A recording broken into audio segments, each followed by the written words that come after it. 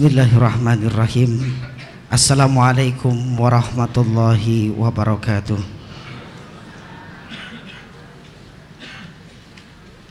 Alhamdulillah, alhamdulillahirabbil alamin. Alhamdulillahilladzi hadana li hadza wa ma kunna linahtadiya laula an hadanallah. Wassalatu wassalamu ala habibillah sayyidina Muhammadin sallallahu alaihi wasallam wa ala alihi wa sahbihi wa mawalah, amma ba'du. Para hadirin, para jamaah sekalian, jamaah Masjid Agung Sunda Kelapa yang sama-sama dimuliakan Allah Subhanahu wa taala. Alhamdulillah, yang pertama yang sama-sama kita hormati Ketua Dewan Pengurus Masjid Agung Sunda Kelapa beserta jajaran Dewan Pengurus, dan juga tidak lupa pula kita sama-sama hormati pemateri kita pada malam hari ini, guru kita pada pengajian rutin kita ba'da maghrib, Syekh Ali Saleh Ali Jabir. Alhamdulillah telah hadir di tengah-tengah kita.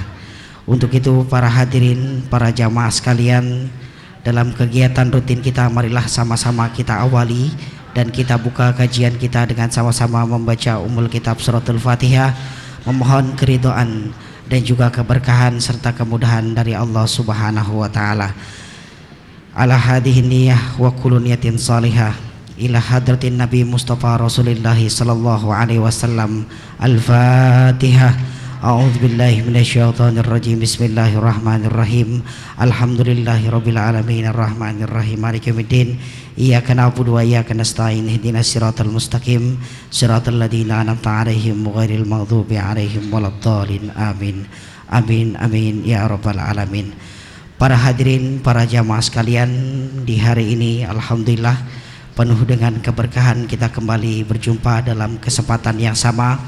Dan pada saat ini pula alhamdulillah pengajian atau tadarus kita yang setiap hari kita baca pada sebelum maghrib dan juga setelah atau sebelum Jumat dan juga sebelum kuliah duha, pada hari ini kita telah menghatamkan 30 juz Al-Quran yang selama ini kita baca sebelum maghrib.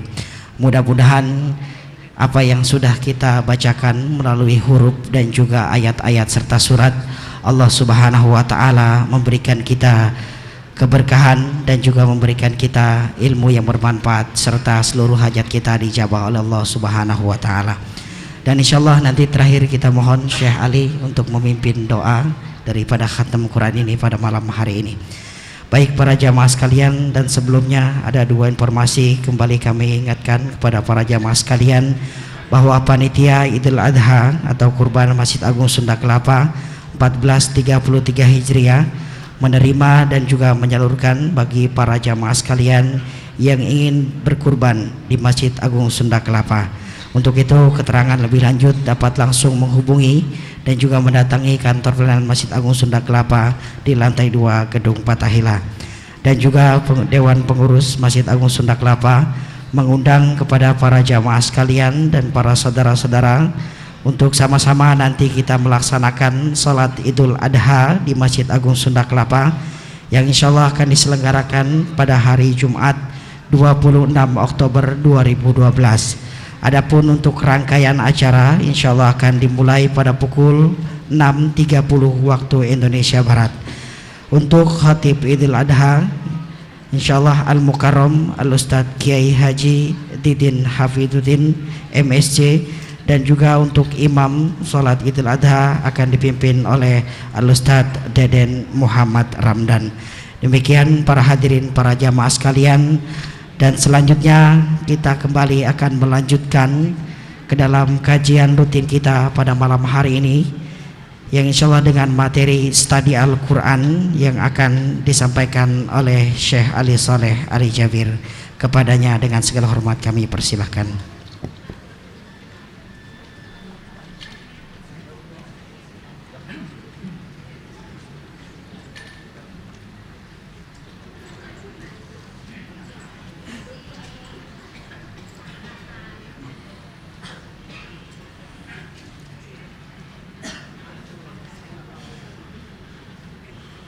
Bismillahirrahmanirrahim. Assalamualaikum warahmatullahi wabarakatuh.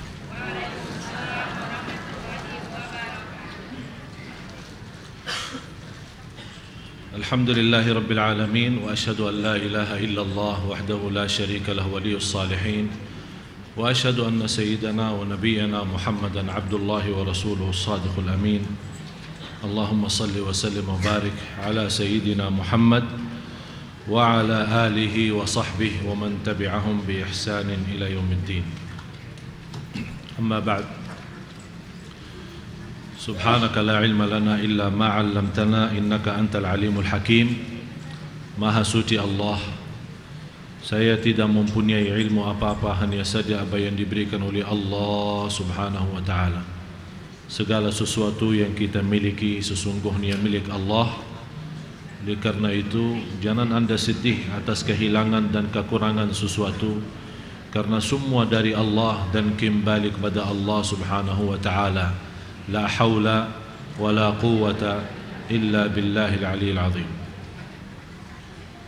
Para jemaah sekalian, bapak-bapak, ibu-ibu, jemaah Masjid Agung Sunda Kelapa yang dimuliakan dan diberkahi Allah Subhanahu wa taala. Sebelum kita sama-sama lanjut,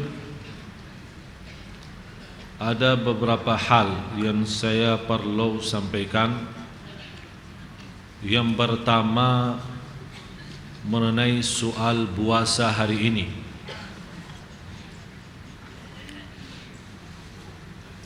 Saya dari kemarin menerima beberapa kiriman bebek, di antaranya yang menganggap puasa hari ini bid'ah.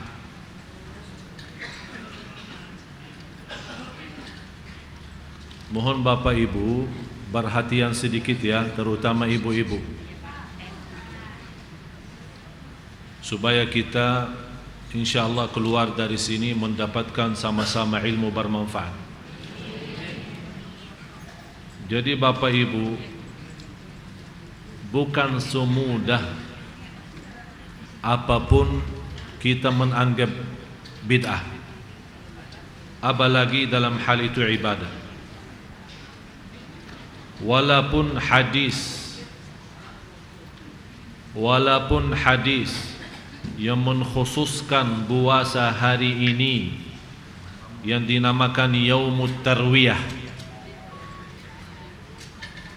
walaupun hadisnya tidak sahih, tapi bukan berarti tidak boleh kita puasa.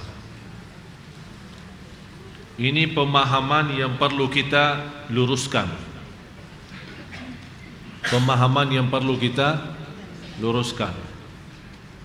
Karena dalam hal ibadah, walaupun hadisnya tidak sahih, boleh kita laksanakan ibadah walaupun dasarnya tidak kuat. Apalagi ibadah itu terkait dengan fadailul a'mal, keutamaan ibadah atau keutamaan amal. Dan selama ibadah itu memiliki dasar benar. Contoh, saya kasih gambaran biar Bapak Ibu faham. Khusus hadis yang menjelaskan puasa hari ini akan mengampuni dosa 1 tahun, dan puasa Arafah mengampuni 2 tahun, hadis itu tidak benar. Tapi yang benar dan jelas adalah puasa hari Arafah. Hadis yang diriwayatkan Imam Muslim, barang siapa yang puasa hari Arafah, diampuni Allah dosa lalu sama dosa yang akan datang. Berarti 2 tahun, tahun yang lewat sama yang akan datang. Tapi kalau puasa hari ini, kalau kita niatkan sebagai salah satu hari-hari bulan Dzulhijjah, mulai dari tanggal 1 sampai tanggal 9, boleh. Di hadis juga yang sahih, orang-orang yang berpuasa karena Allah Subhanahu wa taala, 1 hari dia berpuasa karena Allah, akan dijauhkan oleh Allah dari neraka Jahannam 70 tahun. Berarti Bapak Ibu, asal puasa itu sudah benar, sudah ada dasarnya. Jadi kenapa ada orang yang mempermasalahkan puasa hari ini adalah bid'ah? Kalau kita menganggap hal itu bid'ah, adalah berbuat ibadah yang tidak ada dasarnya sama sekali. Contoh, ada orang puasa malam hari, itu namanya baru itu bid'ah. Namanya bid'ah artinya perbuatan baru yang sama sekali tidak ada dasarnya.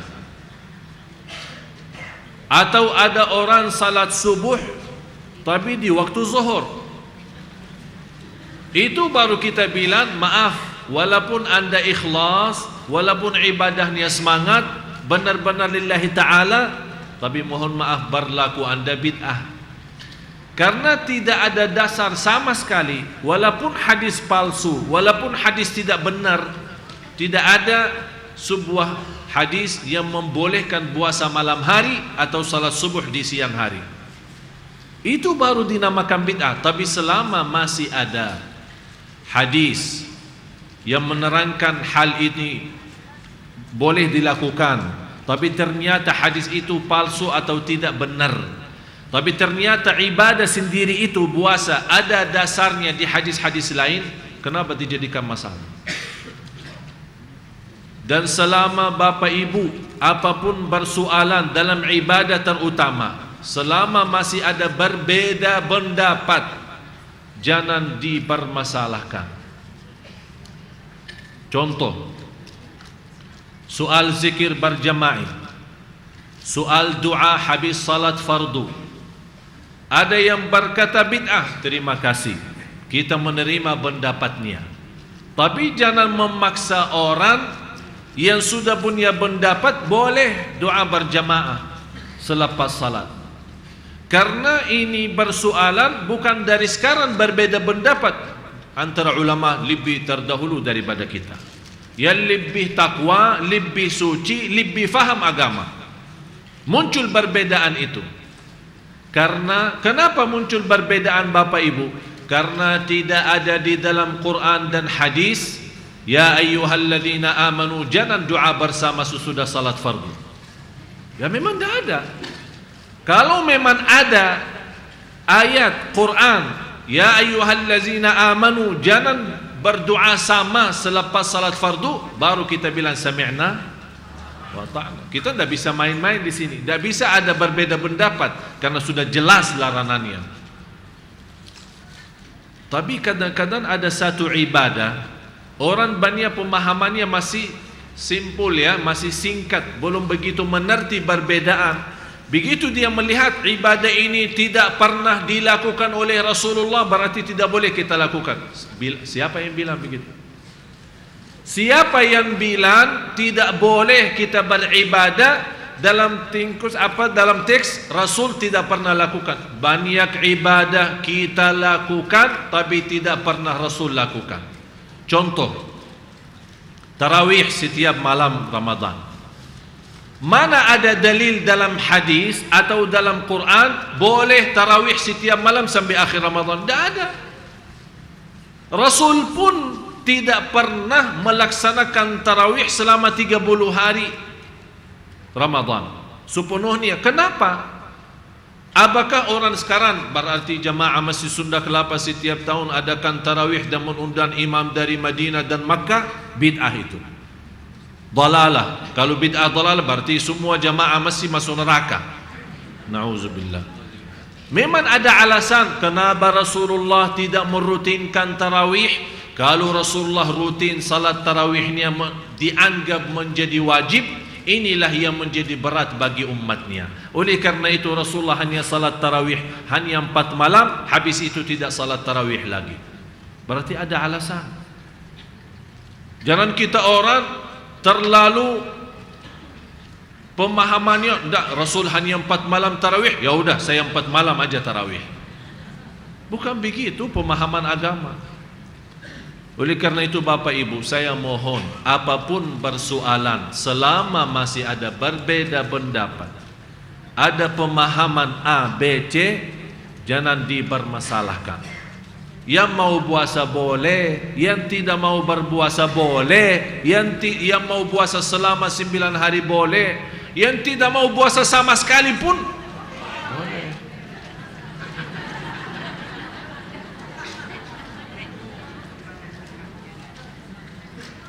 Jadi puasa mulai dari tanggal 1 sampai tanggal 9. Kalau anda mampu puasa selama itu, alhamdulillah. Karena Allah mencintai amal selama 9 hari itu. Kalau anda tidak mampu, hanya dapat 1 hari, boleh. Dapat 2 hari, alhamdulillah. Dapat 3 hari, syukurlah. Tidak dapat hanya 1 hari, hari Arafah. Yang namanya hari Arafah adalah besok. Luar biasa. Paling tidak, kalau anda tidak berpuasa selama ini, paling tidak sayang, jangan sampai tertinggal hari Arafahnya. Dan hari Arafah 1 hari. Banyak orang bertanya, hari Arafah berapa hari? Emang wukuf Arafah berapa kali? Hah? Wukuf di Arafah 1 kali, berarti 1 hari. Tidak ada berapa hari Arafah, 1 hari Arafah. Jelas Bapak Ibu? Jadi banyak hal, soal puasa hari ini, soal puasa besok, soal zikir berjamaah, soal doa habis salat dipimpin oleh imam kita, atau soal maulid, atau soal hal-hal yang lain. Semua pemahaman harus disesuaikan. Saya paling senang waktu kita dulu belajar di Madinah, sistem sekolah di Madinah, khusus sekolah agama, walaupun orang datang dari luar negeri, ditanya, enti dari negeri mana? Oh Indonesia. Oh Indonesia Syafi'i. Masuk kelas itu. Kenapa masuk kelas itu? Di situ belajar mazhab Syafi'i. Kenapa? Supaya habis belajar dia tidak berantakan sama orang masyarakat Indonesia, karena sama mazhabnya. Tapi kalau dia gaul bermacam-macam belajarannya, datang di sana merasa diri anak pintar, anak sudah faham agama dalam semua mazhab, datang ke sini berantakan sama masyarakat, ribut terus. Karena ana dapat belajar lebih faham daripada ente. Kok ente begini? Ana lebih faham. Ini tidak boleh, ini haram, ini syirik, ini bid'ah, ini muncul berpecahan, bermusuhan, habis itu kehancuran. Itulah akibatnya orang yang terbiasa belajar di Mesir maupun belajar di mana saja, di Madinah, di Makkah, dia mau sesuaikan belajaran di sana, seolah-olah memaksa masyarakat Indonesia ikut belajaran sama di Madinah sama di Makkah. Oleh karena itu Bapak Ibu, harus kita memahami kondisi dan keadaan. Apalagi sebagai khatib, sebagai ustaz, sebagai seorang da'i. Begitu anda berbicara, harus mengetahui siapa di hadapan kita, mazhabnya mereka apa, pemahamannya apa, supaya saat kita menyampaikan sesuatu jangan menjadi bingung jamaah kita, malah dia tidak tahu mana yang benar mana yang salah. Itulah kesalahan yang terjadi di Indonesia, tersebar banyak masalah. Akibatnya banyak yang kita nerima pertanyaan, jamaah malah bingung. Ustaz, yang benar mana sih? Emang Quran ada berapa? Hadis ada berapa? Kan Quran 1, hadis itu 1, Nabi kita 1, Allah 1. Tapi kenapa umat ini berpecah belah? Karena kita tidak mau sesuaikan kondisi kita.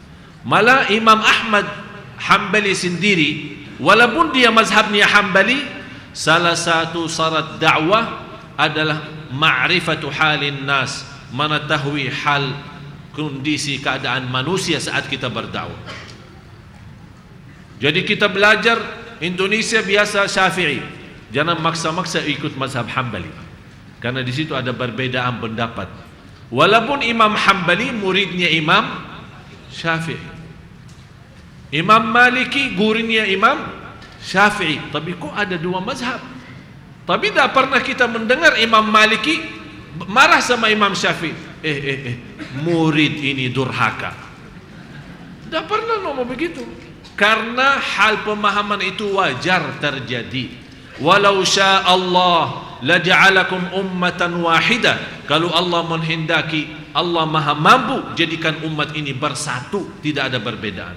Tapi disitulah kerinanan Islam, disitulah hikmahnya Islam. Ada kemudahan, ada perbedaan. Mau tarawih 11 boleh, mau 23 boleh, tidak mau tarawih sama sekali boleh. Begitulah indahnya Islam, tidak ada maksa-maksa.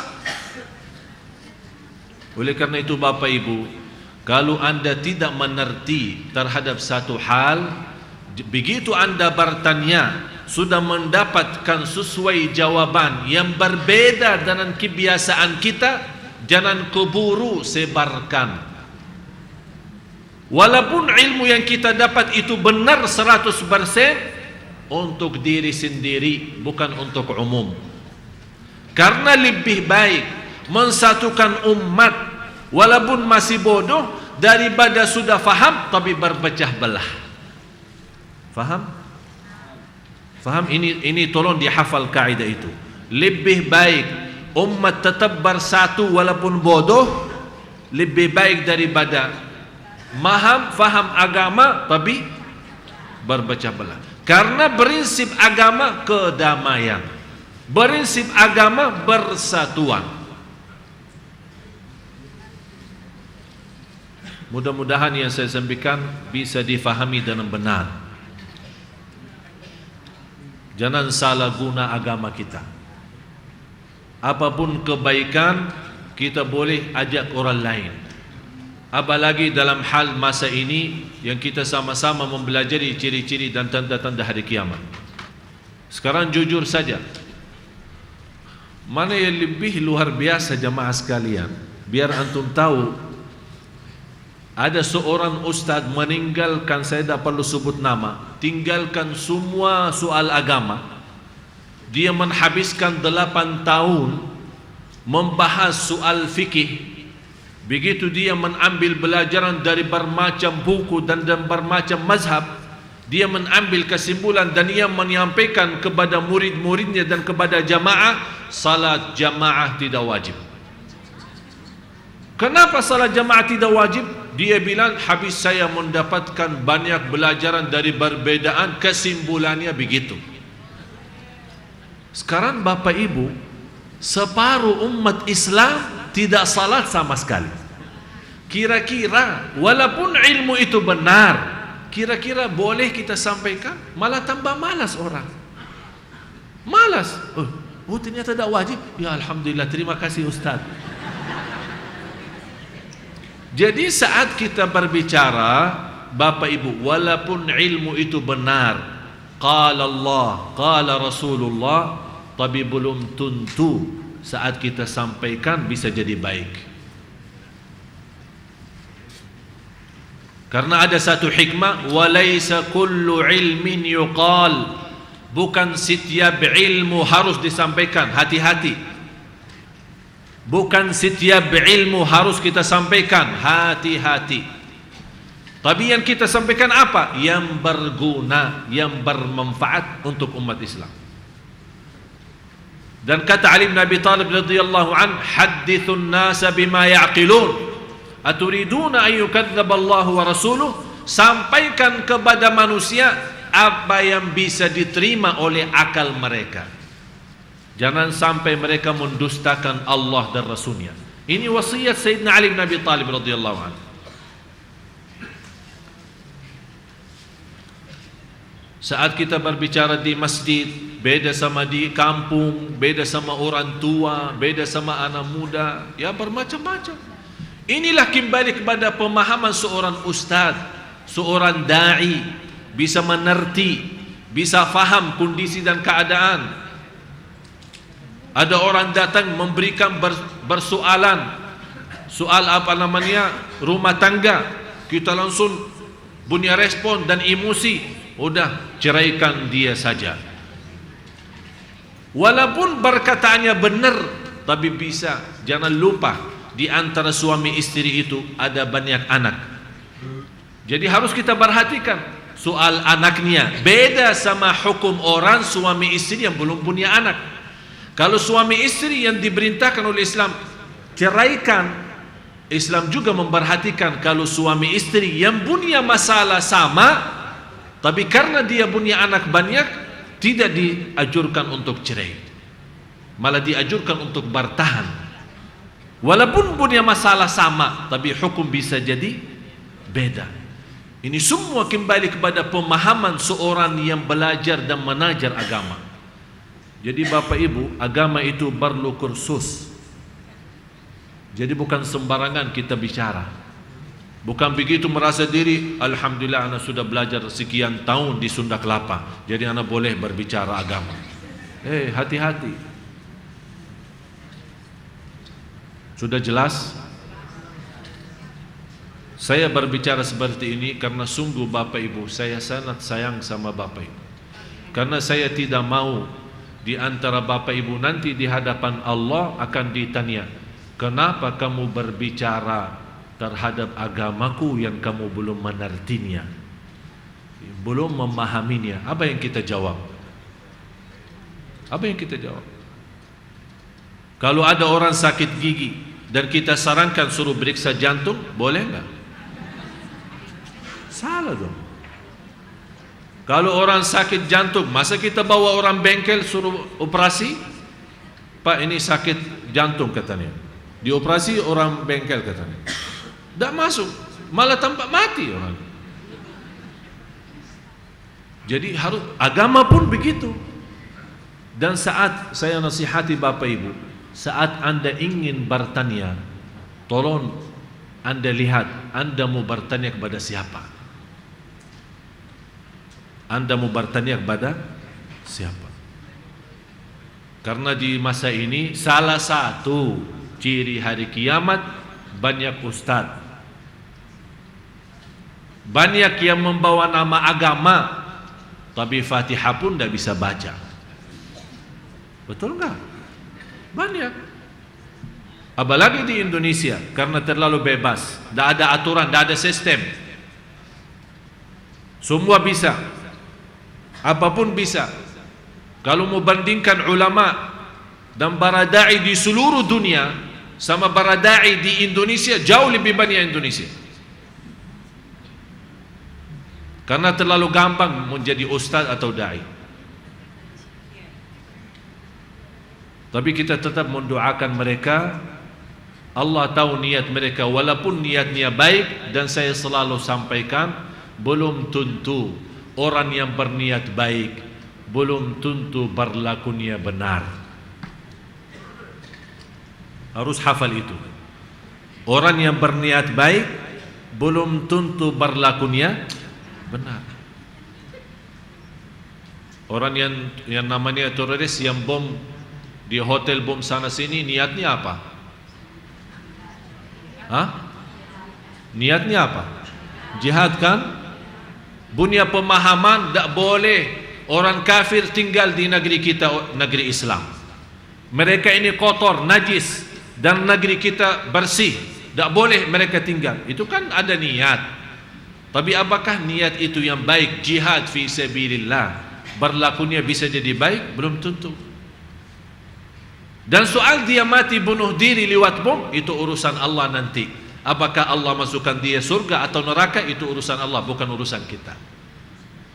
Jadi tidak perlu bahas sejauh itu. Tapi yang jelas prinsip agama kita, hal itu tidak boleh, walaupun niat kita baik. Tanda-tanda hari kiamat. Ada lebih, ulama menghitungkan lebih daripada 100. Tapi jelas Bapak Ibu, kalau kita mau hitungkan semuanya 100, habis waktunya. Oleh karena itu kita mengambil sedikit demi sedikit sampai kita bisa menyelesaikan soalan ciri-ciri hari kiamat. Pertemuan ini, pertemuan yang akan datang, dan mudah-mudahan lancar. Sabtu depan tanggal 10 November habis zuhur, kalau Allah izinkan dan mudahkan, insyaAllah kita bawa acara di masjid ini, Damai Indonesiaku TV One. Dan insyaAllah banyak kegiatan yang kita akan rutinkan, bukan hanya Rabu, bukan hanya hari Minggu, insyaAllah juga hari Sabtu. Mudah-mudahan doa Bapak Ibu. Tanda-tanda hari kiamat, kita masih membahas soal hari kiamat atau tanda ciri-ciri hari kiamat yang kecil. Karena kita sudah menjelaskan pertemuan yang lalu, ciri-ciri hari kiamat ada berapa? Ada berapa? 3 atau 2? Oh, kok lihat jari saya? Ya 2. Walaupun anda lihat 3, jangan setiap anda lihat berarti benar. Ya, ciri besar dan ciri kecil. Dan tahap terjadi ciri-ciri dan tanda-tanda itu ada 3 tahapan. Jadi tanda hari kiamat ada 2 macam, tanda besar dan tanda kecil. Tahapannya, terjadinya 3 tahapan. Yang pertama, tanda-tanda yang sudah lalu. Yang kedua, tanda-tanda yang sedang berjalan, yang kita lagi hadapinya, yang kita lagi melihat. Yang ketiga adalah ciri-ciri yang akan datang. Apakah itu kecil dan besar? Ya sama saja.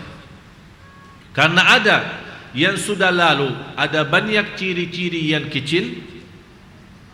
Yang sedang berjalan juga ciri-ciri yang kecil. Terus yang ketiga, yang belum terjadi, ada juga tanda-tanda yang kecil dan yang besar. Tapi yang jelas Bapak Ibu, ciri hari kiamat yang besar belum satu pun muncul. Tapi kalau satu sudah muncul, kata Rasulullah, turutannya, karena tanda ciri-ciri hari kiamat yang besar ada 10. Nanti kita insyaAllah pertemuan yang akan datang seterusnya kita akan bahas.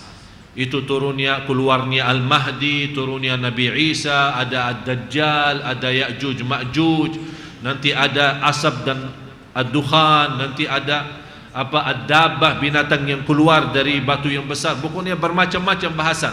Kalau sudah muncul ciri-ciri yang besar, berarti sudah hari kiamat. Sampai kata Rasulullah SAW, turutannya seperti tasbih. Kalau kita potong tali tasbih ini, apa yang terjadi? Sudah, semuanya terlepas dan jatuh. Sampai kata Rasulullah, kalau muncul ciri-ciri yang besar, orang yang sedang melipatkan bajunya, habis dia cuci, dia lipatkan baju, belum selesai melipatkan baju, sudah terjadi hari kiamat. Orang yang jual beli, sampai begitu dia bayar, kemudian mengambil barangnya mau pulang, belum pisah dari tempat jual belinya, sudah terjadi hari kiamat. Saking cepatnya. Oleh karena itu, sengaja saya milih tema ini supaya Bapak Ibu benar-benar waspada, hati-hati, apalagi terhadap ciri-ciri yang sedang berjalan. Ciri yang pertama yang terjadi adalah ciri kecil, sebagaimana Rasulullah SAW bersabda, Bu'ithu ana wasa'ah kahataini qala wa dhamma sababa wal wusta. Diutusnya aku dan hari kiamat seperti 2 jari ini. Anas radhiyallahu anhu berkata, dan beliau sallallahu alaihi wasallam merapatkan jari telunjuk dan jari tengahnya. Hadis riwayat Muslim. Hadis diriwayatkan Imam Muslim. Ini 2 jari ya. Dari Allah menciptakan bumi, langit dan malaikatnya, kemudian Nabi Adam, sampai hari kiamat ini, sepanjang ini. Jadi istilah lain, ini dunia kita. Ini dunia kita. Dari Rasulullah sallallahu alaihi wasallam, ini anggap dunia ya, sudah jelas, ini dunia. Mulai dari Nabi Adam sampai Nabi Muhammad sallallahu alaihi wasallam begini. Berarti yang tertinggal dari habisnya dunia berapa? Hanya sedikit. Di antara yang sedikit adalah utusnya Nabi Muhammad sallallahu alaihi wasallam. Itu tanda yang pertama. Azam.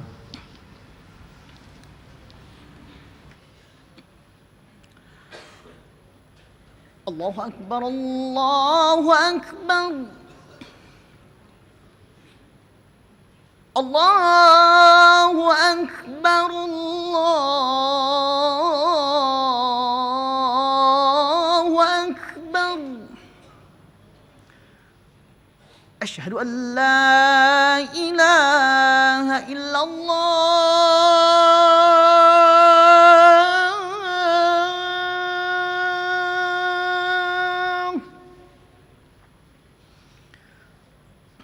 أشهد أن لا إله إلا الله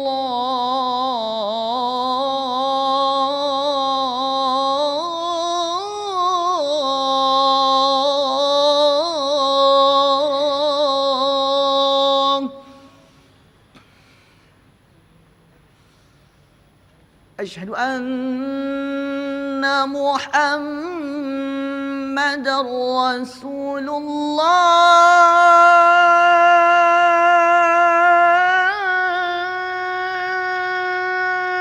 الله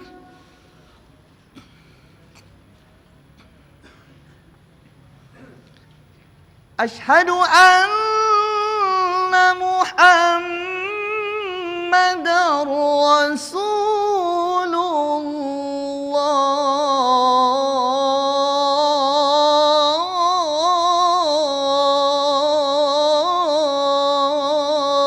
الله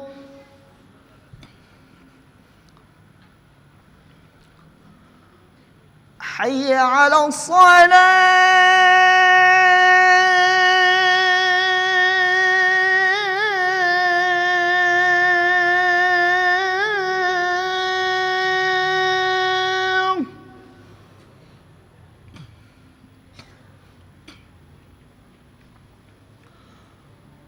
حي على الصلاة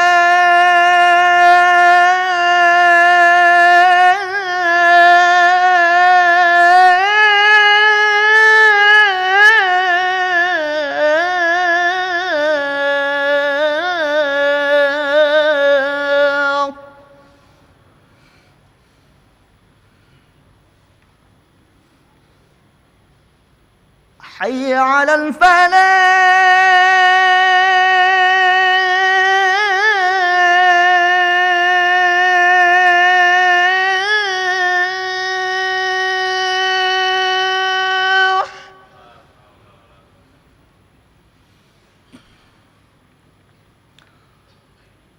حي على الفلاح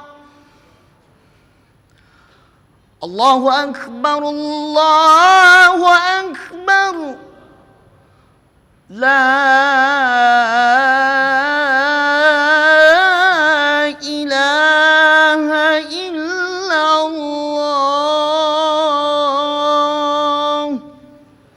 لا إله إلا الله محمد رسول الله صلى الله عليه وسلم اللهم رب هذه الدعوة التامة والصلاة القائمة آت سيدنا محمدا الوسيلة والفضيلة والشرف والدرجة العالية الرفيعة وبعثهم مقاما محمودا الذي وعدته إنك لا تخلف الميعاد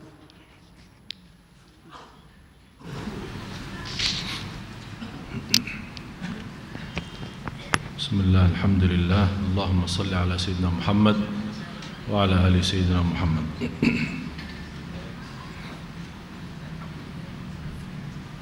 Ini ibunya siapa? Ibunya siapa? Hah? Saya bacain ya.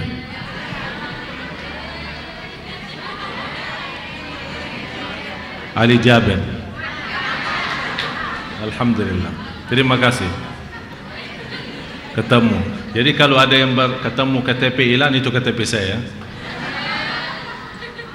Alhamdulillah, salah satu nikmat dari Allah, dan saya yakin itu doa bapa ibu sudah WNI rasmi, dan insya-Allah berangkatan umrah pertama paspor Indonesia. Jadi saya dah pakai paspor Arab lagi. Kiai ya, bukan syekh lagi ya. Kiai ya. Kiai haji ya, Kiai haji tuan guru.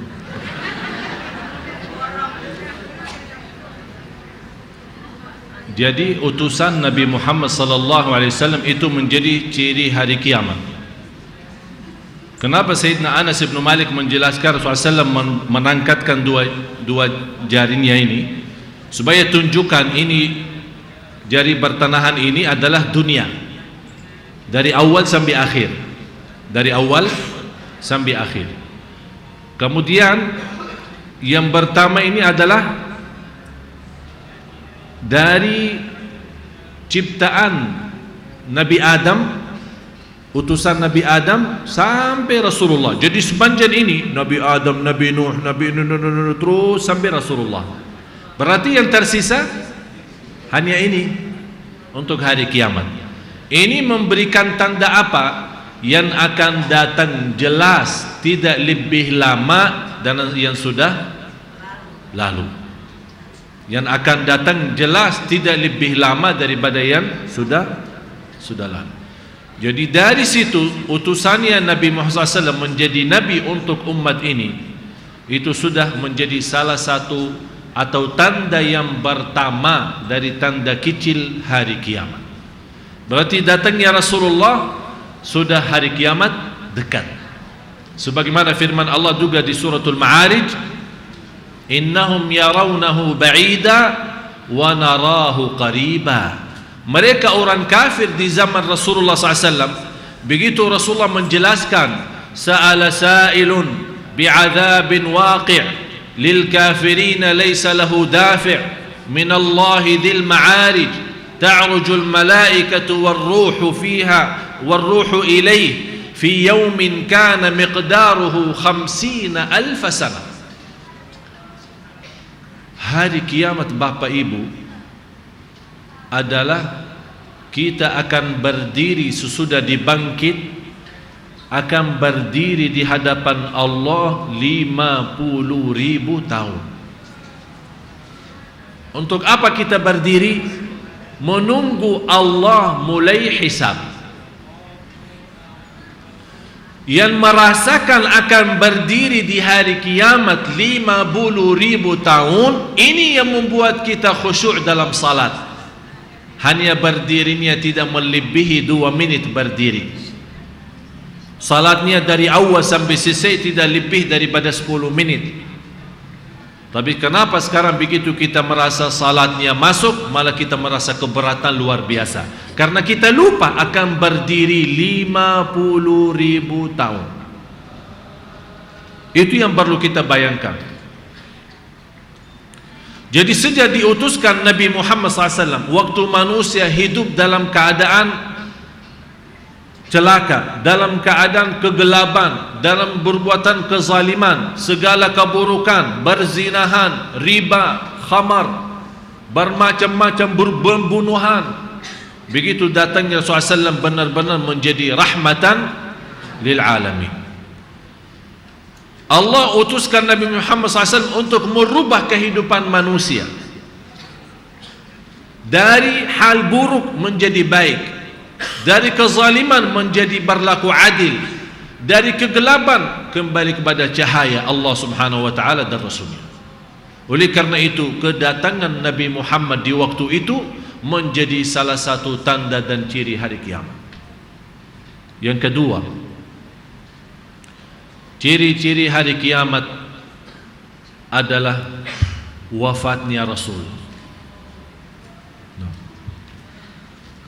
U'dat sittan baina yadi sa'ah wa dzakara minha mauti. Hitunglah 6 tanda menjelang datangnya hari kiamat, dan beliau Rasulullah SAW menyebutkan diantaranya kematianku. Hadis riwayat Imam Bukhari. Hadis sahih diriwayatkan Imam Bukhari.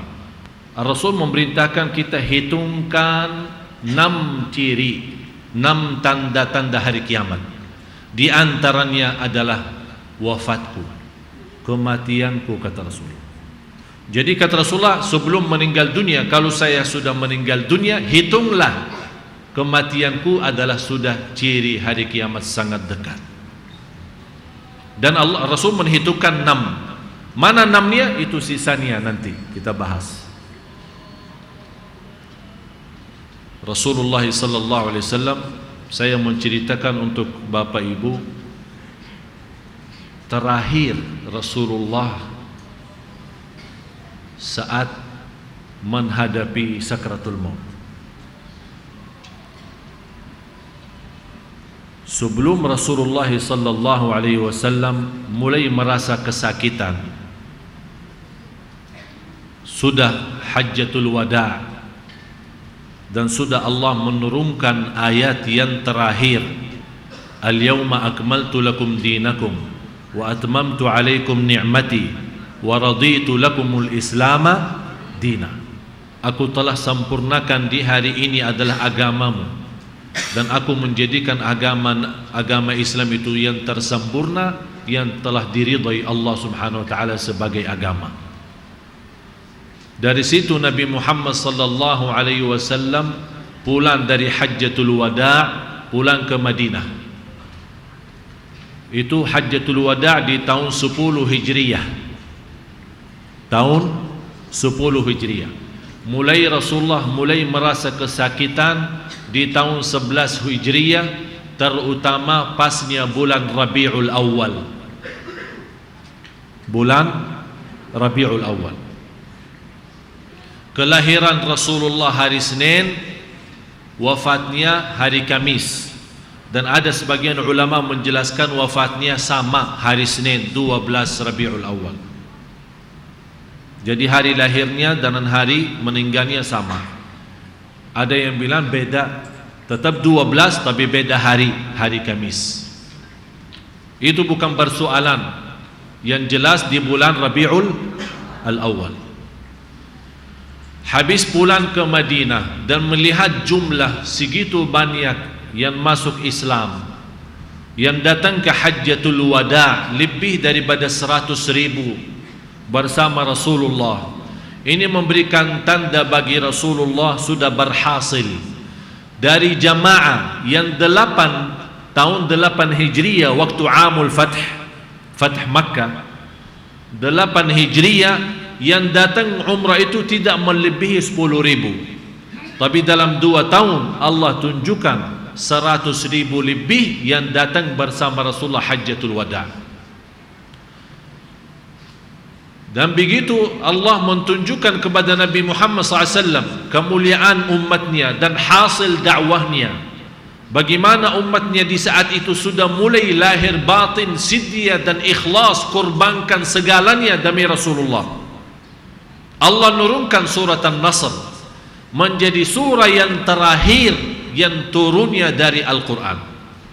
Habis surat An-Nasr turun 1 ayat di suratul Baqarah, wattaqu yawman turja'una fihi ila Allah thumma tuwaffa kullu nafsin ma kasabat wa hum la yuzlamun. Yang pernah kita bahas di pertemuan yang pertama soal ciri-ciri hari kiamat. Begitu turunnya idza jaa nasrullah, ini berbicaraan kepada Nabi Muhammad SAW. Idza jaa nasrullahi wal fath, wahai Nabi Muhammad, kalau kedatangan pertolongan Allah dan hari fath, yang dimaksud Fatah Makkah. Wa ra'aitan nasa yadkhuluna fi dinillahi afwaja, dan engkau melihat dengan mata sendiri kelompok-kelompok manusia yang masuk pada agama Islam. Disitulah wahai Nabi Muhammad jangan lupa, fasabbih bihamdi rabbik, bertasbihlah kepada Tuhanmu, bertasbihlah kepada Allah yang memberikan banyak karunia dan banyak nikmat untukmu. Wa bihamdi wastaghfirhu, beristighfar dan bertaubatan kepada Allah subhanahu wa ta'ala. Cuba lihat Allah bagaimana mendidikkan nabinya Nabi Muhammad sallallahu alaihi wasallam. Sampai di ujung-ujungnya seolah Allah berikan belajaran dan pendidikan untuk Nabi kita Nabi Muhammad sallallahu alaihi wasallam. Jangan ada sesuatu anda merasa sudah berjuang dan sudah berhasil, bertasbihlah kepada Allah karena semuanya di tangan Allah. Allah Maha Suci.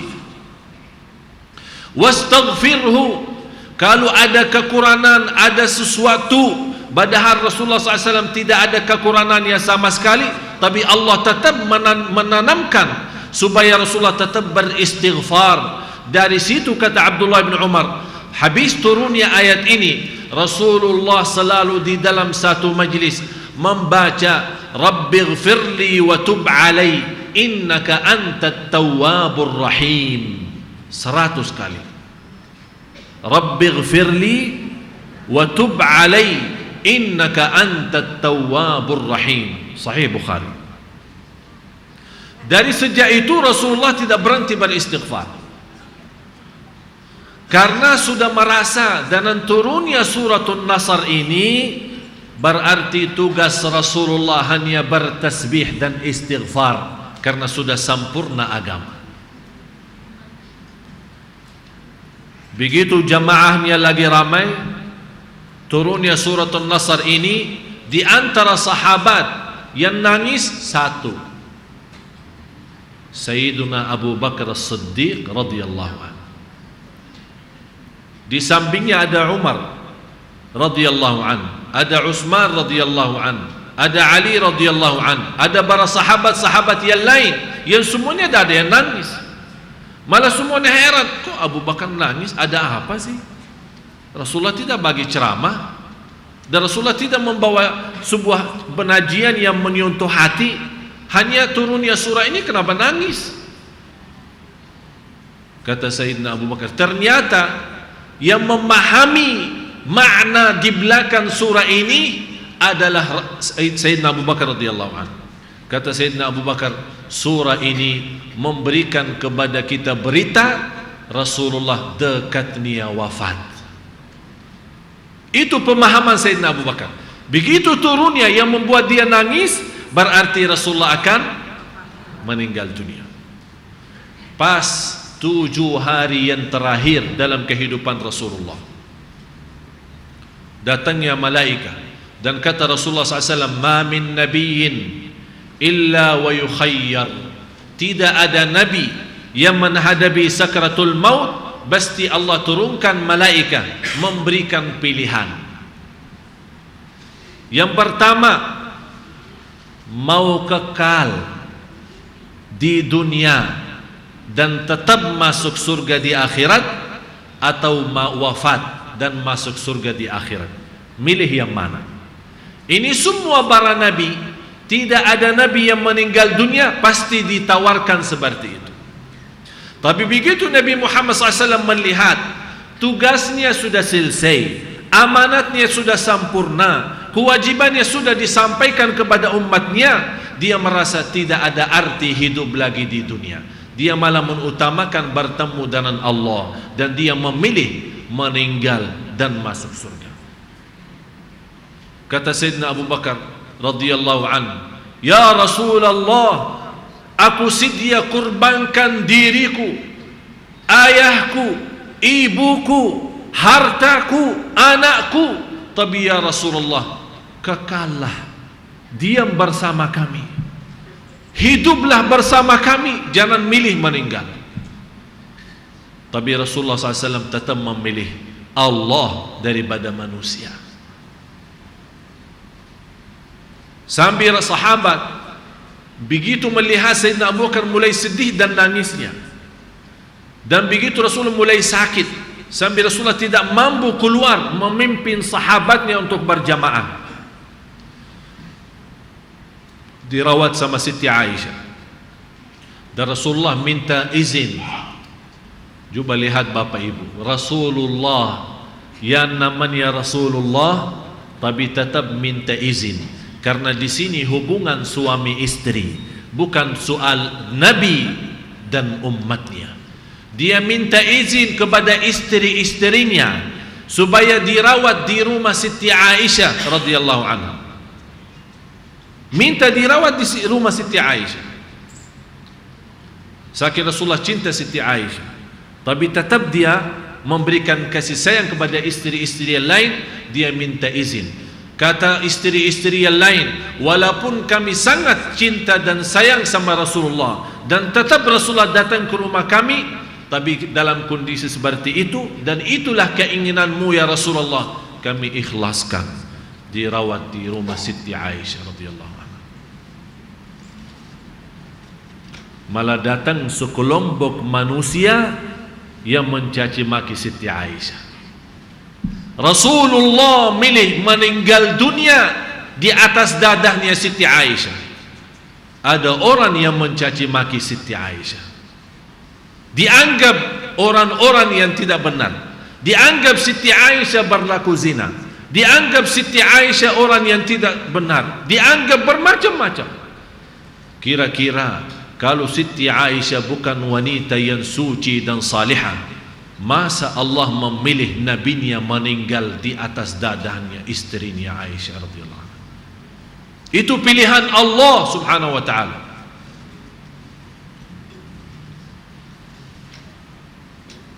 Tujuh hari yang terakhir mereka melihat kondisi Rasulullah sallallahu alaihi wasallam. Sampai sakitnya Rasulullah tidak bisa berdiri. Itu namanya sakit wafat. Maradul maut, kesakitan mati, mau meninggal. Dan Rasulullah SAW mendengar sahabat menunggu siapa yang jadi imam. Kata Sayyidina Rasulullah SAW, muru Aba Bakrin falyusalli bin nas, suruh Sayyidina Abu Bakar jadi imam. Ada kelompok lagi manusia yang punya wirid. Setiap malam Jumat isi wiridnya melaknati Sayyidina Abu Bakar. Orang muslim, tapi isi wiridnya yang kita belajar malam Jumat bersalawat, malam Jumat baca kahfi, malam Jumat baca yasin. Tapi ini kelompok mereka yang menganggap diri muslim, wiridnya dan zikirnya melaknati Sayyidina Abu Bakar. Na'udzubillah. Tapi Rasulullah memerintahkan yang boleh mengganti dia sebagai imam satu, Sayyidina Abu Bakar. Kata Siti Aisyah, ya Rasulullah, jangan ayah saya. Ayah saya orangnya lembut, hatinya bolos, cepat nangis, tak bisa tahan, baca sikit nangis. Suruh orang lain lah. Marah Rasulullah SAW. Muru Aba Bakrin, suruh Abu Bakar yang jadi imam. Jangan Siti Aisyah berbuat sebagaimana berlaku saudaranya Nabi Yusuf. Biarkan Abu Bakar jadi imam. Tapi tetap Siti Aisyah melihat kondisi Rasulullah dan dia tahu sebagai ayahnya sifatnya suka nangis.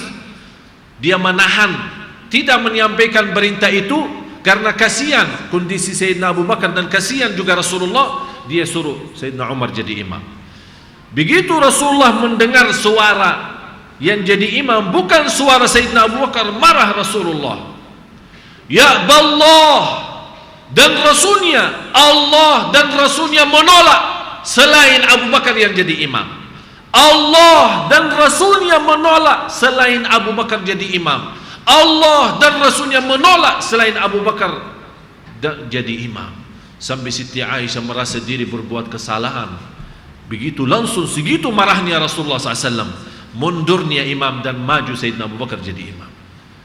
Begitu Rasulullah mendengar suara Sayyidina Abu Bakar radhiyallahu an jadi imam, tenang Rasulullah SAW. Alhamdulillah. Disitulah ulama mengambil kesimpulan berhak yang menjadi khalifah pertama adalah Sayyiduna Abu Bakar. Karena itulah kemauannya Allah dan Rasulnya. Walaupun Rasulullah tidak secara langsung membaiat khalifah menjadi Abu Bakar.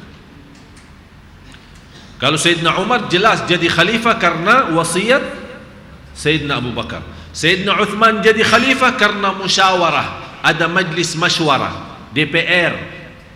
Habis mereka bermusyawarah, utuskan menjadi. Habis itu baru Sayyidina Ali bin Abi Talib radhiyallahu anhu. Dan jelas semua sahabat semuanya di sisi Allah, kita punya kewajiban dan amanat mendekatkan diri kita kepada Allah, mencintai sahabat Rasulullah sallallahu alaihi wasallam. Rasulullah sallallahu alaihi wasallam dirawat di rumahnya, sampai kata Abu Musa, ya Rasulullah, wallahi innaka latu'aku wa'ka rajulain, sungguh engkau ya Rasulullah kalau begitu sakit seperti dua orang sakit. Saking parahnya sakitnya Rasulullah, jadi seolah dua kali lipat daripada orang biasa. Apa kata Rasulullah SAW? Inna ma'asyaral anbiya, kami para nabi kalau begitu sakitnya luar biasa. Ini menjadi sebuah cobaan dan ujian bagi mereka. Kenapa? Karena Allah tahu mereka memiliki kesabaran yang luar biasa, dan kesabaran mereka Allah menambah kemuliaan dan posisi darajat mereka di sisi Allah subhanahu wa ta'ala. Lewat hari pertama dan hari yang kedua Rasulullah tidak mampu keluar salat. Pas di hari yang ketiga sakitnya Rasulullah SAW, mulai sahabat berdiri salat subuh, dan Rasulullah SAW keluar dari rumahnya melihat. Sampai kata sahabat, sungguh begitu kami melihat muka Rasulullah, sepertinya kita melihat Quran yang bersih, bercahaya dan bersinar. Dan kita merasa rindu, berinduan bagaimana Rasulullah jadi imam lagi. Sampai hampir kita difitnah dalam salat. Artinya mereka mau berhentikan salatnya, tapi Rasulullah mengisyaratkan, lanjutkan salatnya. Dan Rasulullah balik. Kenapa Rasulullah melihat? Karena Rasulullah mau lihat bagaimana perjuangannya sampai bisa mensatukan sahabat dalam berbeda suku, berbeda bangsa, berbeda keluarga, berbeda budaya, tapi bisa menjadi bersatu lahir dan batin. Ini yang membuat Rasulullah ketenangan yang luar biasa. Lewat sampai hari yang keempat, Rasulullah merasa diri sudah lebih kuat. Keluar Rasulullah sallallahu alaihi wasallam, naik mimbar dan memberikan ceramah yang terakhir, khutbah yang terakhir. Sampai kata Al-Irbad bin Sariyah radhiyallahu anhu, wa'adhana Rasulullah sallallahu alaihi wasallam mau'izatan wajilat minha al-qulub. Telah diberikan oleh Rasulullah menyampaikan khutbah yang tidak pernah kami sebelumnya mendengar khutbah seperti itu. Semuanya pada nangis di masjid. Rasulullah menjelaskan di saat itu bersoalan fitnah-fitnah, ciri-ciri hari kiamat, apa yang akan terjadi, bermacam-macam soalan.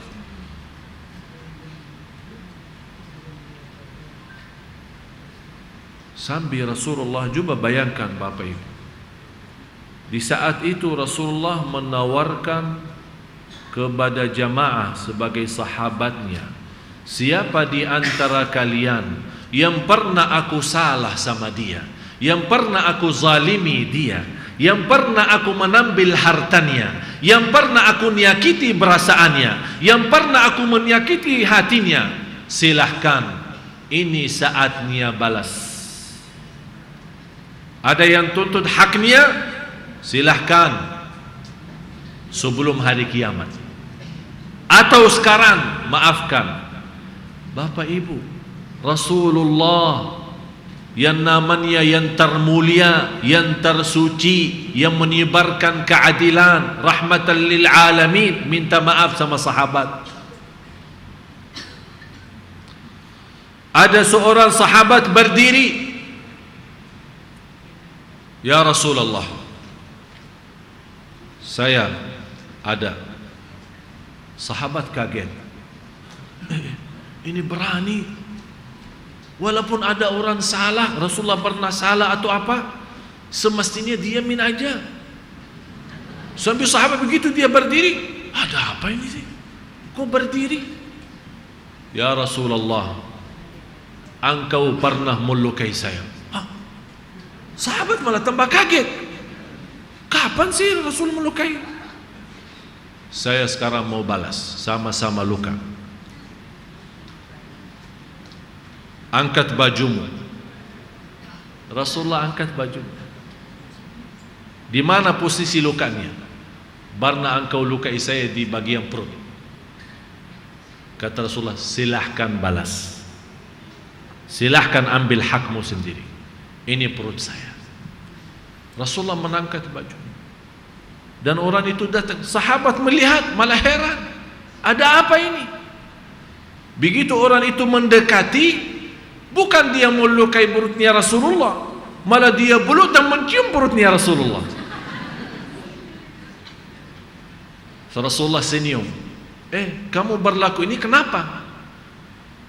Kata sahabat, ya Rasulullah, begitu aku mendengar khutbahmu, sepertinya saya memahami Anda akan mempisahi kami, artinya mau pisah.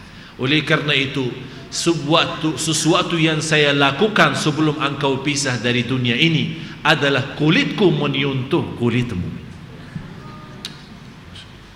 Di saat itu langsung Rasulullah bersabda, barang siapa yang kulitnya menyentuh kulitku, diselamatkan oleh Allah dari neraka jahanam. Nangis sahabat Rasulullah. Tapi kesempatan cuma satu kali. Allahu Akbar. Coba lihat. Dan Rasulullah SAW melanjutkan sisa umurnya. 2 hari yang terakhir, sampai Sayyidina Abu Bakar begitu melihat Rasulullah sudah mulai keluar dari rumahnya dan bisa berjumpa dengan sahabat, Sayyidina Abu Bakar merasa nyaman dan tenang. Alhamdulillah Rasulullah sudah baik. Sayyidina Abu Bakar keluar dari kota Madinah. Dan Rasulullah di saat itu begitu Sayyidina Abu Bakar menjauh, mulai Rasulullah mulai sakitnya. Dan mulai Rasulullah menghantarkan wasiyah kepada sahabat. Datang Abdurrahman ibn Abu Bakar As-Siddiq, adiknya Siti Aisyah, sambil membawa siwak. Sayyidina Rasulullah SAW sudah dalam 2 hari yang terakhir tidak bisa berbicara lagi. Siti Aisyah melihat pandangan mata Rasulullah kepada adiknya Abdurrahman. Abdurrahman lagi bersiwak. Kata Siti Aisyah, coba lihat istri yang memahami. Tidak perlu dibicarakan, hanya dari isyarah dia sudah faham kemauannya suami apa. Dia menyampaikan, ya Rasulullah, sepertinya kamu mau siwak itu. Rasulullah hanya mampu menggerakkan kepalanya. Diambil Siti Aisyah siwak dari adiknya dan digigit sendiri Siti Aisyah dan membersihkan siwak dan memberikan kepada Rasulullah SAW. Dan Rasulullah memegang siwak itu dan kata Siti Aisyah, demi Allah, selama saya melihat Rasulullah bersiwak, tidak pernah saya melihat bagaimana indahnya bersiwaknya Rasulullah di akhir hayatnya. Sepertinya dia merasa menghadapi Allah, jadi wajar kalau dia membersihkan mulutnya. Sallallahu alaihi wasallam.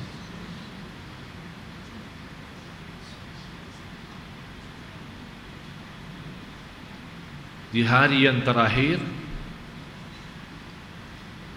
datang Siti Fatimah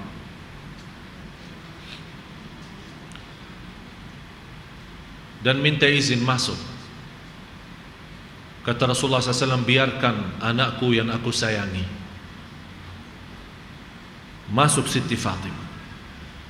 Dan Rasulullah SAW memerintahkan dia mendekati dan dibisik di telinganya sebuah kata. Tiba-tiba nangis Siti Fatimah. Diberbisik lagi di telinganya, tiba-tiba malah senang dan senyum. Begitu wafatnya Rasulullah, Siti Aisyah bertanya, wahai Siti Fatimah, Apa yang dibisik-bisik sama Rasulullah?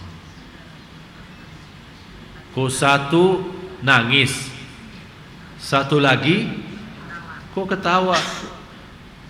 Kata Siti Fatimah, yang pertama Rasul berbisik di telinga saya akan wafat. Ini yang membuat saya nangis. Yang membuat saya senang dan tertawa, Rasulullah menyampaikan, wahai Fatimah anakku, kamu pertama orang yang bertemu denganku di dalam surga. Itu yang buat dia bangga, menjadi pimpinan wanita di dalam surga, ketua kaum wanita di dalam surga, anaknya Rasulullah sallallahu alaihi wasallam, Siti Fatimah. Dan begitu Rasulullah sudah berserahkan dan menyampaikan wasiat yang terakhir kepada umatnya, as-salah as-salah wa ma malakat aymanukum, as-salah as-salah wa ma malakat aymanukum, as-salah as-salah, sampai Rasulullah sudah mulai berkurang suaranya saking pentingnya salat. Wasiat yang terakhir kepada umatnya, umatku, umatku, as-salah as-salah. Yang kita lihat begitu dicaci maki Rasulullah, demo Indonesia, tapi begitu kita lihat salat subuh, separuh Indonesia tidur. Padahal wasiat yang terakhir dari Rasulullah, as-salah as-salah umatku. Kalau memang kita cinta Rasulullah, bukan demo, tapi ma'murkan masjidnya sesuai wasiat Nabi kita Nabi Muhammad sallallahu alaihi wasallam. Itu tanda cinta kita, cinta yang besar terhadap Nabi kita Nabi Muhammad sallallahu alaihi wasallam. Dan mulai Rasulullah berbisik. Siti Aisyah mendengar, balir rafiqal a'la, aku milih bertemu dengan Allah. Kata Siti Aisyah, begitu saya mendengar Rasulullah berkata seperti ini, saya sudah yakin Rasulullah sedang sekarat dan sedang ditawarkan, masih mau kekal atau masih mau milih berjumpa dengan Allah. Tapi dia menjawab, aku milih jumpa dengan Allah. Nangisnya Siti Aisyah radhiyallahu anha. Dan disitulah meninggalnya Rasulullah SAW.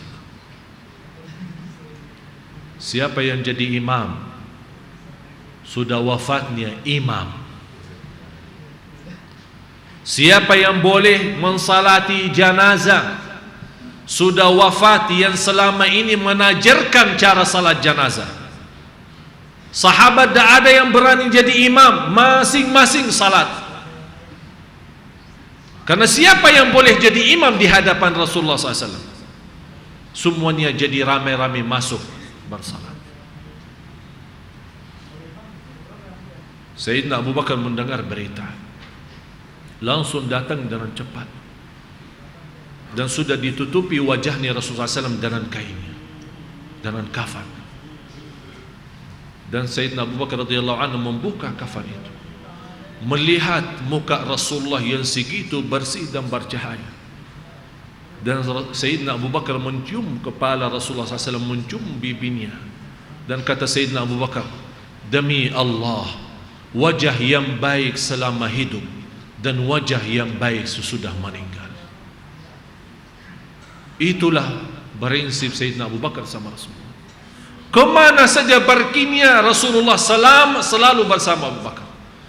Masuknya Rasul dan Abu Bakar, keluarnya Rasul dan Abu Bakar, perginya Rasul dan Abu Bakar, datangnya Rasul dan Abu Bakar, di Gua Hira Rasul dan Abu Bakar, di mana saja selalu ada. Sallallahu alaihi wasallam. Dan kata Sayyidina Abu Bakar radhiyallahu anhu, kata Rasulullah pernah berkata kepada saya, kami para nabi begitu meninggal dunia dikuburkan di tempat kami meninggal. Itu hikmahnya tidak dipindahkan Rasulullah kepada Baqi',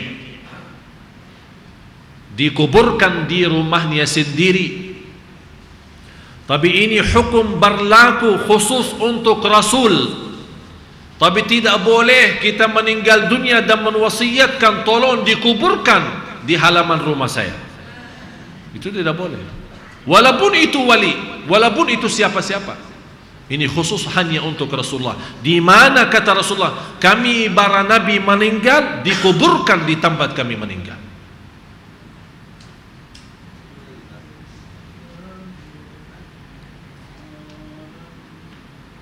Sudah mulai kehidupan baru, wafatnya Rasulullah SAW. Apa yang kita bisa ambil? Apa yang kita perlu belajari? Kalau Rasulullah yang namanya manusia yang termulia dan tersuci sudah meninggal dunia, apa lagi kita Bapak Ibu? Oleh karena itu wajib kita rasakan.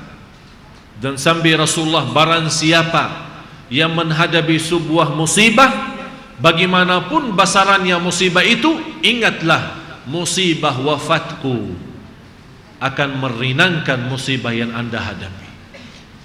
Musibah yang dihadapi oleh umat Islam yang terbesar adalah musibah wafatnya Rasulullah SAW. Sampai kata Sayyidina Anas bin Malik radhiyallahu anhu, sebagai orang ahli Madinah, begitu Rasulullah berhijrah ke kota Madinah, Allah mencahayakan dan menyebarkan cahaya nabawi Nabi Muhammad di kota Madinah. Dan begitu meninggalnya Rasulullah SAW, sudah terbedam cahaya itu, tidak ada cahaya lagi. Coba lihat saking kemuliaan Rasulullah SAW.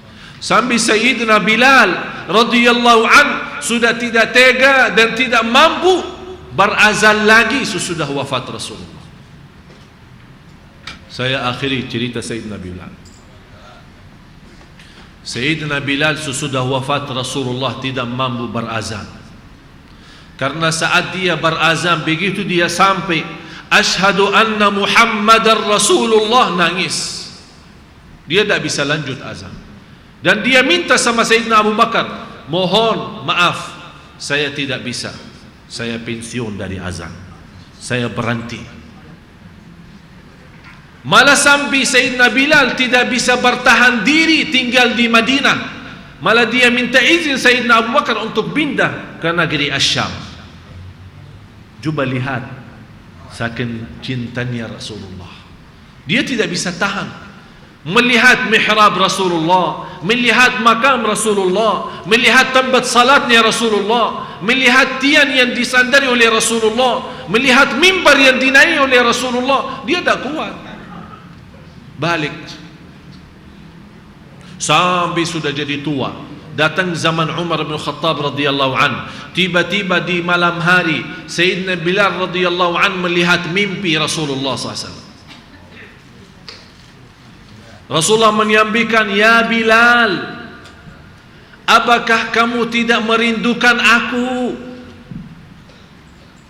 Kok lama-lama tidak datang kepadaku dan pergi jauh, wahai Bilal? Kaget Sayyidina Bilal dan bangun dan rasa nangis.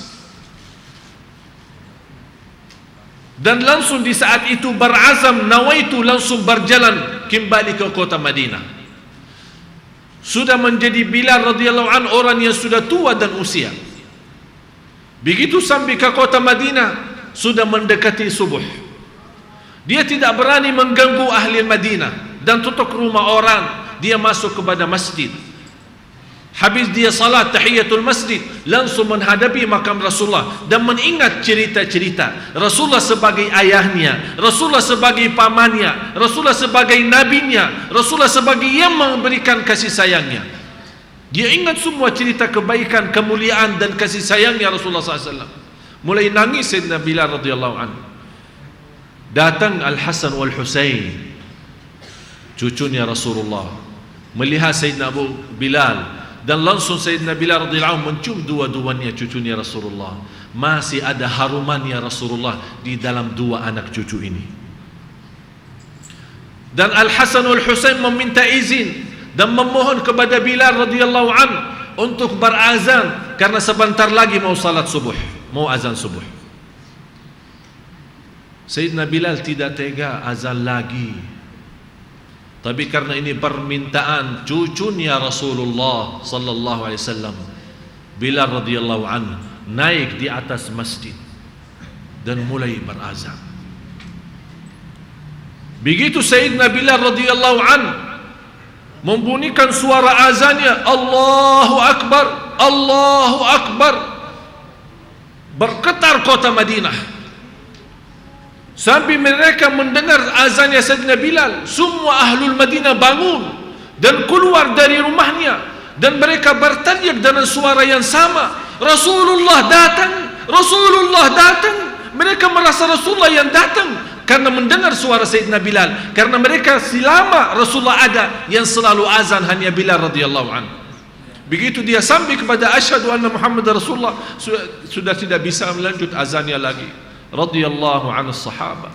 Itulah mereka yang benar-benar sudah mengkorbankan segala jiwanya, hartanya, lahir batin demi Rasulullah.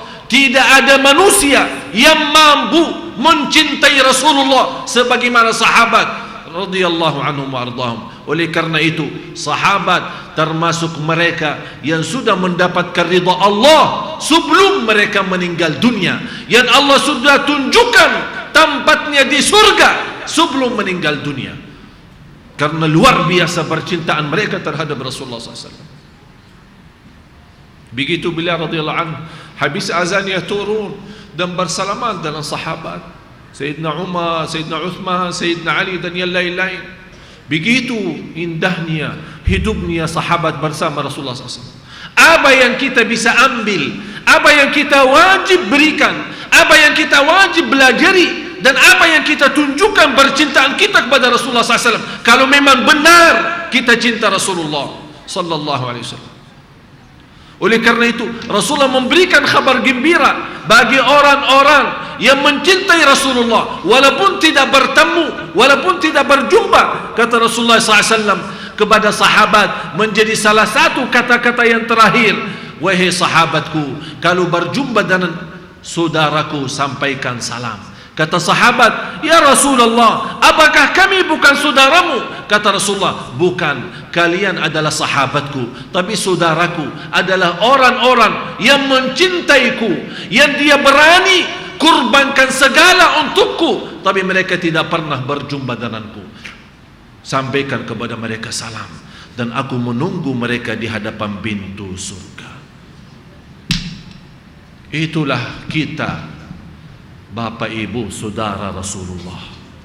Jangan sampai di antara kita yang terhindar, jangan sampai di antara kita yang termasuk tidak boleh ketemu Rasulullah, jangan sampai di antara kita yang tidak boleh mencium tangannya Rasulullah, yang tidak boleh berjumpa dengan kemuliaan Rasulullah dan bisa masuk surga apalagi bersama Rasulullah SAW. Mudah-mudahan Bapak Ibu semua yang hadir, mudah-mudahan kita terpilih oleh Allah menjadi ahli surga bersama Nabi Muhammad sallallahu alaihi wasallam, karena benar-benar sangat merindukan. Oleh karena itu orang-orang yang mencintai Rasulullah berbanyak salawat, dan Rasulullah memberikan kabar gembira bagi orang yang berbanyak salawat, aqrabukum minni majlisan yaumal qiyamah aktsarukum alayya salata. Yang paling dekat kepadaku hari kiamat orang yang paling banyak salawat kepadaku di dunia. Allahumma salli wa sallim wa barik ala sayyidina Muhammad. Bapak Ibu, wasiat yang terakhir, jangan lewat satu hari belum bersalawat. Selesai segala hajat, hutang kita, persoalan kita, lebih daripada itu segala ampunan. Dan salawat kepada Rasulullah dapat qada'ul hajat, hajat lahir batin. Dan salawat kepada Rasulullah ampunan dosa. Dan salawat kepada Rasulullah diselesaikan segala kesusahan dan kesulitan. Itu hadis yang sahih. Oleh karena itu besok Kamis, tolong jangan lupa puasa Kamis. Yang kedua, malamnya malam Jumat, tolong Bapak Ibu khususkan sampai semampunya hanya bersalawat. Tidak ada tahlil, tidak ada tasbih, tidak ada tahmid, tidak ada apa-apa, khusus untuk bersalawat kepada Nabi Muhammad sallallahu alaihi wasallam, supaya kita sampaikan banyak hadiah berterima kasih kepada Rasulullah lewat bersalawat. Dan sunnah takbir mulai hari besok dari subuh hari Arafah sampai salat asar hari Senin, hari yang ketiga habis Idul Adha. Jadi selama 5 hari. Setiap habis fardu kita bertakbir di masjid kita. Allahu Akbar, Allahu Akbar, Allahu Akbar, la ilaha illallah, wallahu akbar, Allahu Akbar walillahil hamd. Marilah kita sama-sama tutupi dengan takbir dan doa. Allahu Akbar, Allahu Akbar, Allahu Akbar, la ilaha illallah, Allahu Akbar, Allahu Akbar walillahil hamd. Allahu Akbar, Allahu Akbar, Allahu Akbar, la ilaha illallah, Allahu Akbar, Allahu Akbar walillahil hamd. Allahu Akbar, Allahu Akbar, Allahu Akbar, la ilaha illallah, Allahu Akbar, Allahu Akbar walillahil hamd. InsyaAllah pertemuan yang akan datang kita lanjut ciri yang ketiga, Fathu Baitul Maqdis, cerita Masjidul Aqsa, Baitul Maqdis, apa yang terjadi dalam sejarah dan bagaimana nanti sebagaimana sekarang Baitul Maqdis dikuasai oleh Yahudi, nanti ada satu saat menjadi ciri-ciri hari kiamat akan dikuasai oleh umat Islam kembali. Jadi akan menjadi umat Islam bebas salat di Masjidil Aqsa dan di Baitul Maqdis. Ceritanya insyaAllah pertemuan yang akan datang. Bismillahirrahmanirrahim. Alhamdulillahi Rabbil Alamin. Allahumma salli ala Sayyidina Muhammad. Allahumma salli ala Sayyidina Muhammad wa ala ali Sayyidina Muhammad. Ya Allah, dengan salawat kami kepada Nabi Muhammad sallallahu alaihi wasallam, ampuni segala dosa kami. Dan salawat kami kepada Nabi Muhammad sallallahu alaihi wasallam, mudahkan segala urusan kami. Dan barakahnya salawat kepada Nabi Muhammad sallallahu alaihi wasallam, sembuhkan penyakit kami. Dan barakahnya salawat kepada Nabi Muhammad sallallahu alaihi wasallam, sucikan hati kami. Dan barakahnya dan kemuliaan salawat Nabi Muhammad sallallahu alaihi wasallam, ya Allah, ampuni segala dosa kami, dosa lahir maupun batin. Ya Allah, hidupkanlah kami dalam ajaran Nabi Muhammad SAW. Ya Allah, kami sangat cinta dan rindu Nabi Muhammad SAW. Ya Allah, kami mohon berikan kepada kami kemuliaan masuk surga bersama Nabi Muhammad SAW serta orang tua kami. Berilah kepada kami syafaat Nabi Muhammad SAW. Berilah kepada kami, ya Allah, mampu di dunia ini melihat Rasulullah SAW walaupun dalam mimpi, ya Allah. Ya Allah, ya Arhamar Rahimin. Ya Allah, ya Arhamar Rahimin. Ya Allah, hantarkan segala kebaikan dan berterima kasih setinggi-tingginya kepada Nabi Muhammad SAW atas segala perjuangannya dan menyampaikan amanatnya kepada kami. Ya Allah, kami sungguh sangat mempercayai dan menerima dan menyaksikan Nabi Muhammad SAW adalah utusanmu dan yang benar. Ya Allah, ya Arhamar Rahimin, akhiri hayat kami dengan kalimah syahadat. Akhiri hayat kami dengan kalimah syahadat. Ashhadu an la ilaha illallah wa ashhadu anna Muhammadar Rasulullah. Akhiri hayat kami dengan husnul khatimah. Ya Allah, aku mohon untuk semua jemaah yang hadir, tidak ada yang keluar dari Masjid Agung Sunda Kelapa malam ini sampai terhapus segala dosanya, disucikan hatinya, dimudahkan segala urusannya.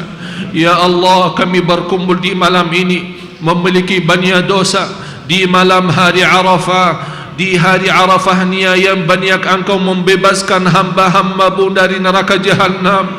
Ya Allah, jadikan kami hambamu yang bebas dari neraka jahanam, ya Allah. Ya Allah, aku mohon di malam hari Arafah ini tidak ada yang keluar dari masjid ini sambil membawa ridhamu, ya Allah, ya Arhamar Rahimin. Ya Allah, pimpinlah kami, jauhkanlah dari segala keburukan ya Allah, dari keburukan dunia, keburukan jiwa hawa nafsu, dan keburukan lahir batin. Ya Allah, pelihara rumah tangga kami, anak dan cucu kami, usaha dan rizki kami. Ya Allah, terimalah segala amal ibadah kami, walaupun kami belum sempurna ikhlas, walaupun kami belum sempurna ibadah, walaupun kami belum sempurna khusyuk, walaupun kami belum sempurna dalam kejujuran. Ya Allah, kami terima ibadah kami ya Allah, terimalah ibadah kami ya Allah, karena kami yakin Engkau terima ibadah kami, kami akan selamat dan bahagia dunia akhirat ya Arhamar Rahimin. Ampuni orang tua kami ya Allah, di malam hari Arafah ini ya Allah, hantarkan segala rahmat-Mu ya Allah kepada orang tua kami, agar orang tua kami bisa memiliki kehidupan yang nyaman, raudhatun min riyadil jannah, kuburan taman dari taman surga, dijauhkan dari kuburan dari neraka ya Rabbal Alamin. Ya Allah, selamatkan jamaah kami, jamaah haji ya Allah. Ya Allah, jadikan jamaah haji berjalan lancar, sihat wal afiat, kembali ke tanah air Indonesia membawa haji yang mabrur ya Arhamar Rahimin. Ya Allah, jauhkan negara Indonesia dari segala bala dan musibah. Berikan kepada negara Indonesia pemimpin yang takwa, pemimpin yang adil, pemimpin yang amanat lahir dan batin. Ya Allah, tutupi kekurangan kami, tutupi aib-aib kami. Ya Allah, sempurnakan amal ibadah kami. Ya Allah, terimalah permohonan kami. Engkau ya Allah Maha tahu hajat kami, hajat lahir, hajat batin, hajat dunia, hajat akhirat. Aku mohon ya Allah, dengan nama-Mu yang agung dan mulia, dengan nama dan berkahnya Nabi Muhammad sallallahu alaihi wasallam, aku mohon ya Allah, aku mohon ya Allah, dengan kemuliaan dan keberkahan Nabi Muhammad sallallahu alaihi wasallam, tidak ada yang keluar dari masjid malam ini sampai Engkau mempenuhi segala hajatnya, menyelesaikan segala keperluannya dan segala kebutuhannya dari hajat dunia akhirat lahir dan batin ya Rabbal Alamin. Rabbana taqabbal minna innaka antas samiul alim. Ya Allah, ini permohonan kami.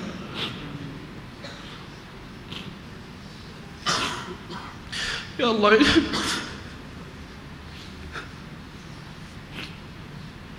ya Allah, ini permohonan kami. Engkau Maha tahu isi hati kami. Ya Allah, ini permohonan kami. Ya Allah, kami mohon diterima ya Allah, kami mohon diijabah ya Allah, karena kami tidak punya Allah selain Engkau ya Allah. Kami tidak punya Tuhan yang Maha kasih sayang selain Engkau ya Allah. Ya Arhamar Rahimin, Ya Arhamar Rahimin, Ya Arhamar Rahimin. Rabbana atina fid dunya hasanah wa fil akhirati hasanah wa qina adzaban nar. Wa sallallahu ala sayyidina wa nabiyyina Muhammad wa ala alihi wa sahbihi wa sallam. Wa akhiru da'wana anil hamdulillahi rabbil alamin. Subhanakallahumma wa bihamdika asyhadu an la ilaha illa anta astaghfiruka wa atubu ilaik.